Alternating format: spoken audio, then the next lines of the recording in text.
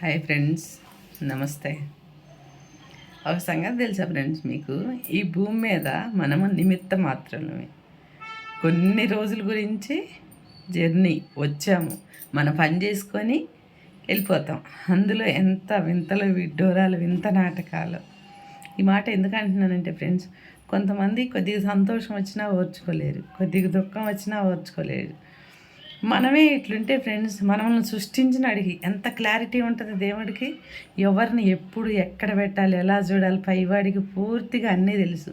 మనం ఎంత ప్రయాసపడ్డా ఏది ఎలా జరగాలి, ఎప్పుడు ఎవరికి ఏం చేయాలి, ఎప్పుడు ఎవరిని ఎక్కడ పెట్టాలి ఆయనకి బాగా తెలుసు ఫ్రెండ్స్.